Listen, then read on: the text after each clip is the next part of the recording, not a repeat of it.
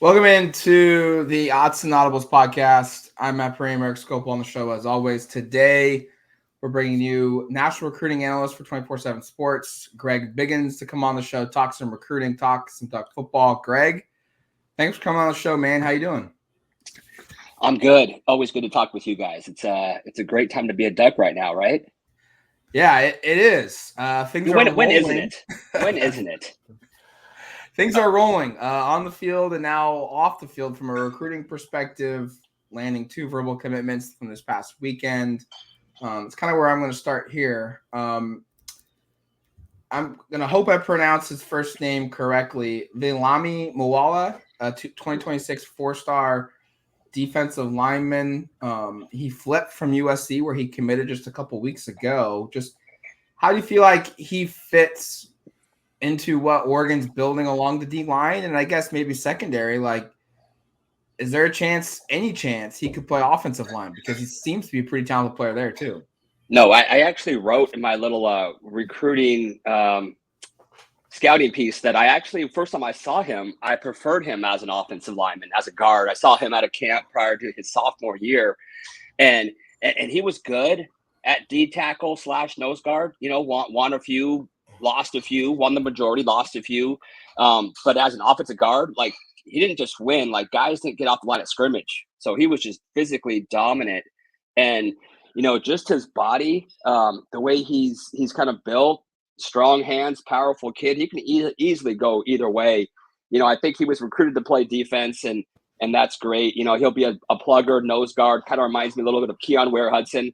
Kind of get that vibe from him. But it's always good to have that positional versatility. He's a mean kid, and I mean that in a good way. Has that nastiness that you want to see. Highly competitive, big motor. So yeah, I mean, D tackle, nose guard, offensive guard. Just find the best spot, and he can be an impact player there. I know, Greg, you've talked to some guys that were up in Eugene over the weekend. Obviously, we were there, and we had our own, I guess, experiences and things that stood out. Like, what were some of the trends you heard coming out of?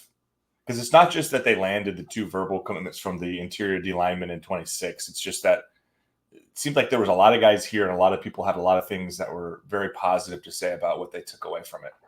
Yeah, I mean, it was really the perfect storm. And if you're, Dan Lanning and the rest of that staff, like, this is kind of how you picture it before the season starts, right? You're picturing this top 5 matchup at home, ESPN game day, Kirk Herbstreit, Pat McAfee, and best of all, you have hundreds of the top recruits in the 25, 26, and 27 class.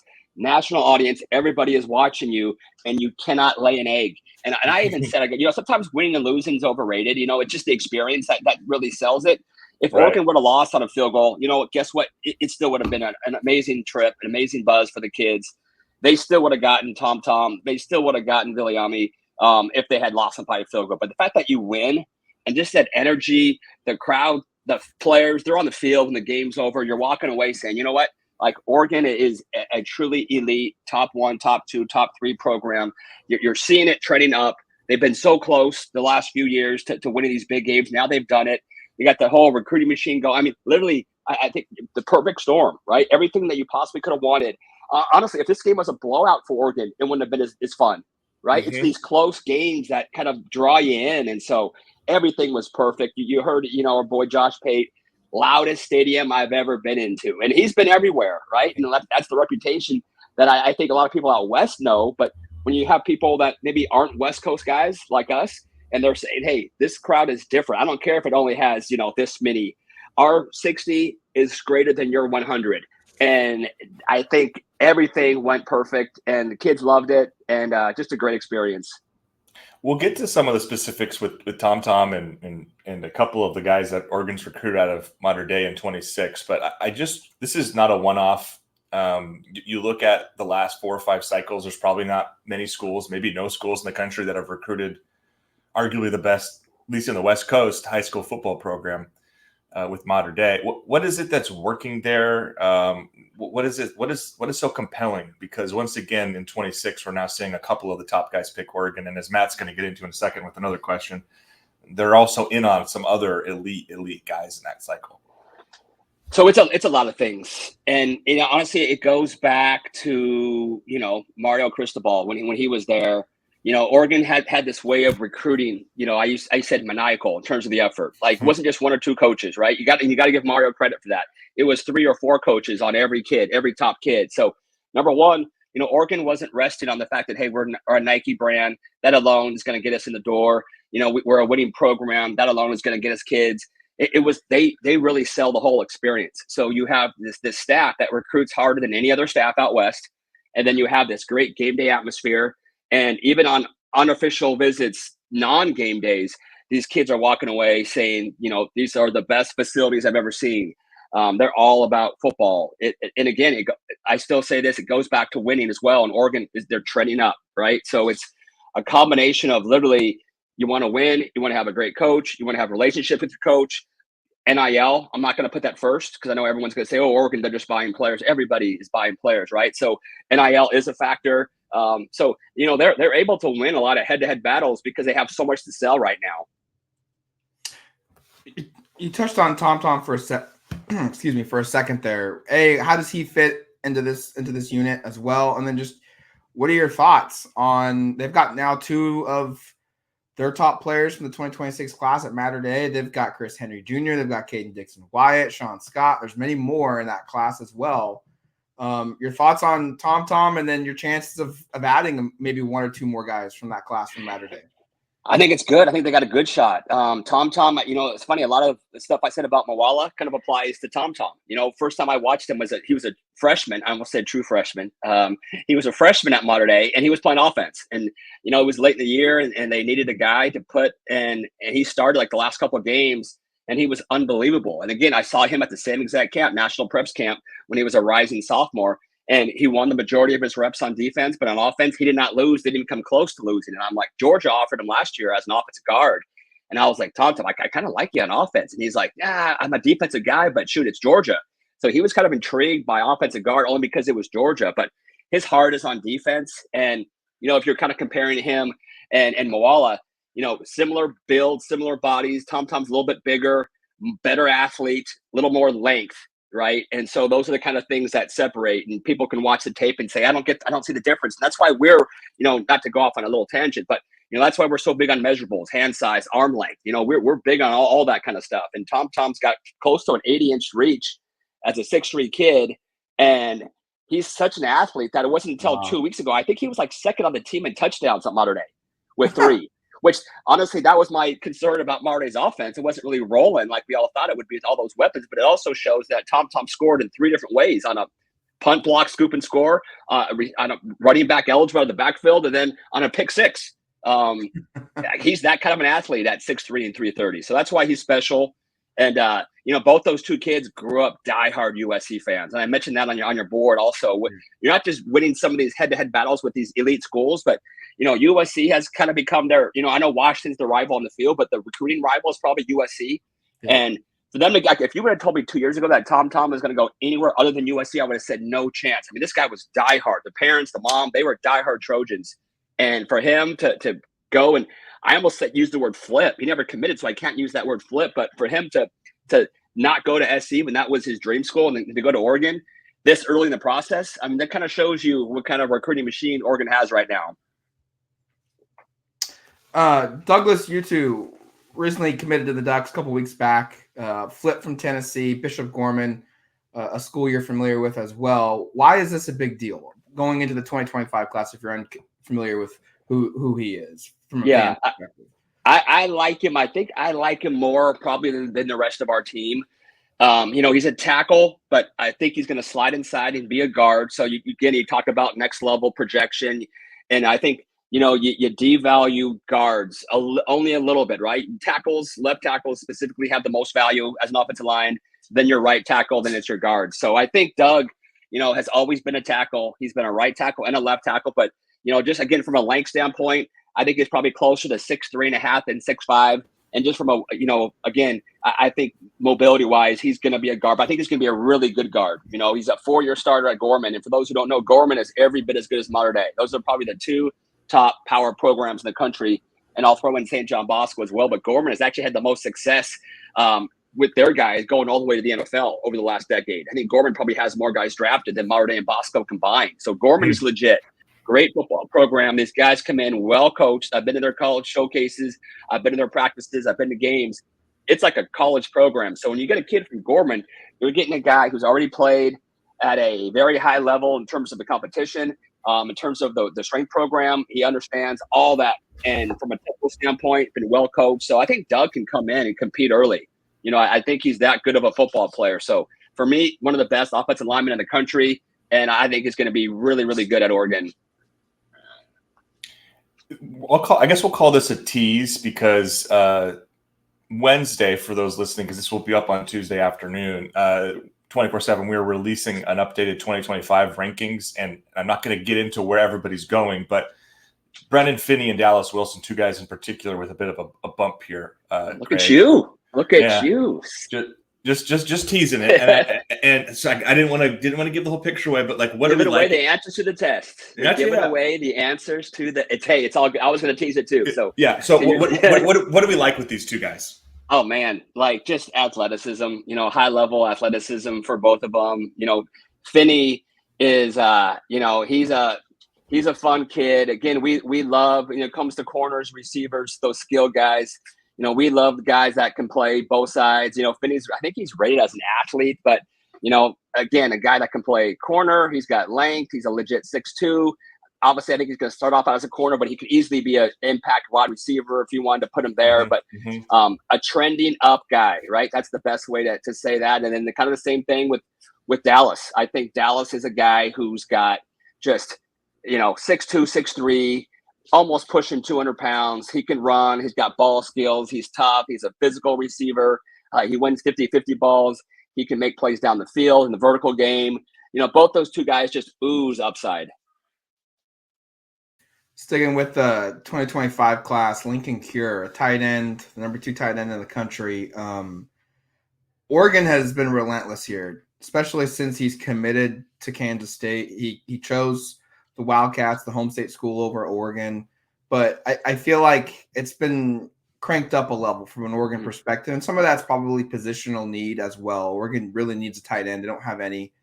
But Lincoln Cure is an absolute dynamite athlete. What is, from a rankings perspective, what makes him so unique? Why is he so highly regarded in your eyes that, is validated by all the coaches offering? Yeah. So for me, I have brain fog. I already forgot what our rankings is coming out tomorrow. I don't know if he's 1 or 2. For me, he's the number 1 tight end. Like I vetted tight ends back in February. As a group, we all took a position. I took tight ends, and for me, he was the number 1 guy. And I think you look at the NFL draft, and I know I've kind of had some discussions with your message board about, it's so stupid, NFL. So just humor me. Because in this particular case, it's a win for the Duck fans.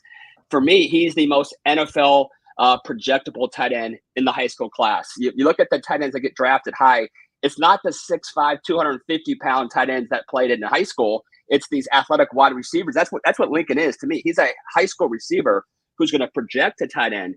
But those are the guys that get drafted highly, not these big, huge, I don't want to say lumbering, but a couple of years ago, we had Darnell Washington from Georgia as one of our top tight ends, and he went in the 4th round because what happens is you get to college, you put on just organically, you put on some weight, and you kind of lose some of that juice, some of that burst, right?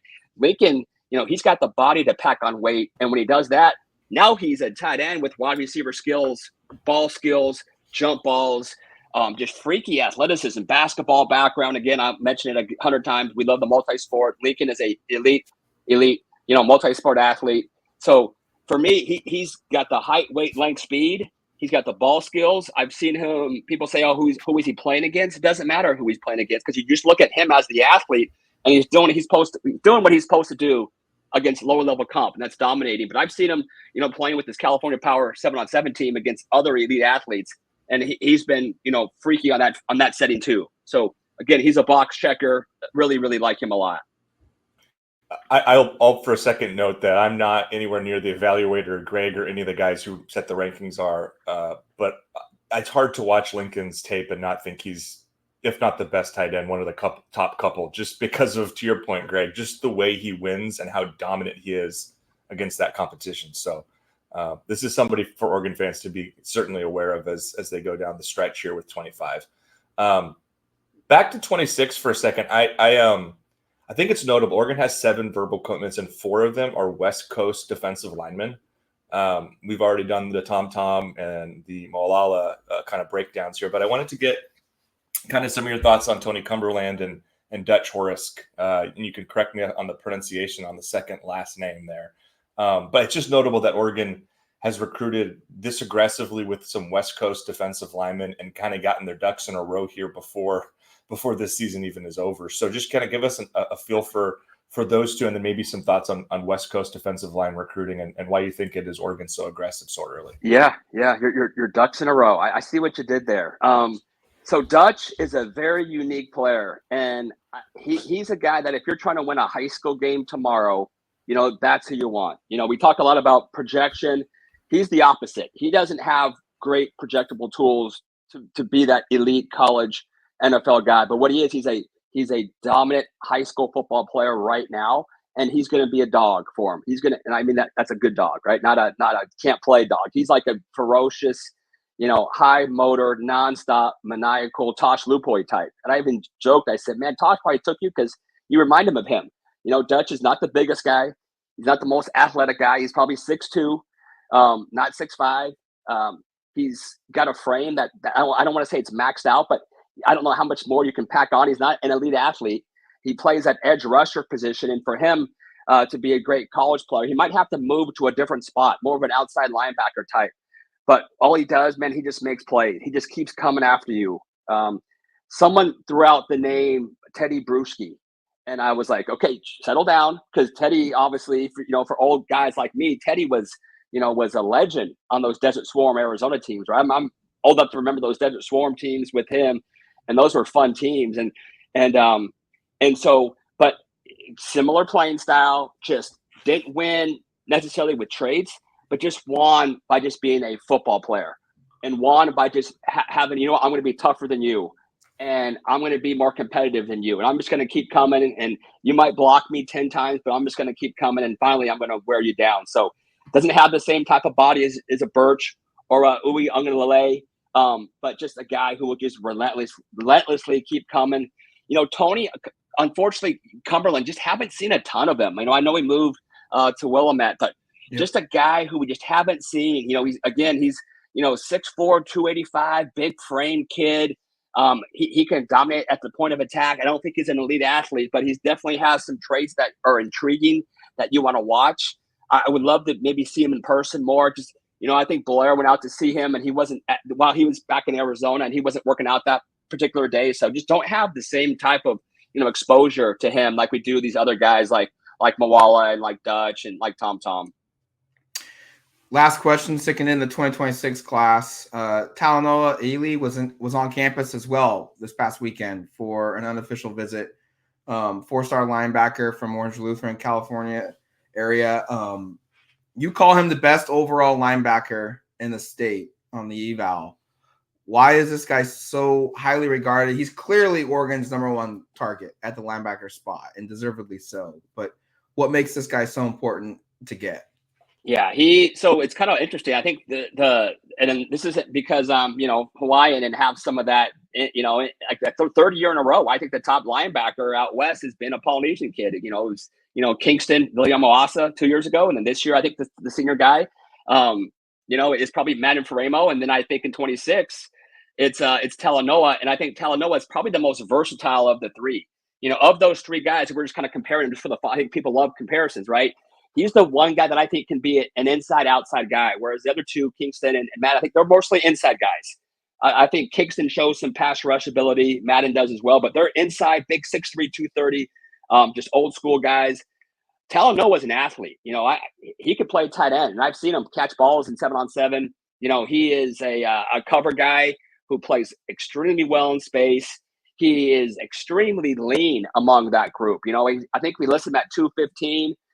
He doesn't even look like he's 215. But again, when you're talking about Polynesian kids, they never have issues putting on weight later on in life. Never, right? So he'll be 245 without a problem, and he won't lose any of that athleticism. So I think the reason why I like him so much is just because of his positional versatility.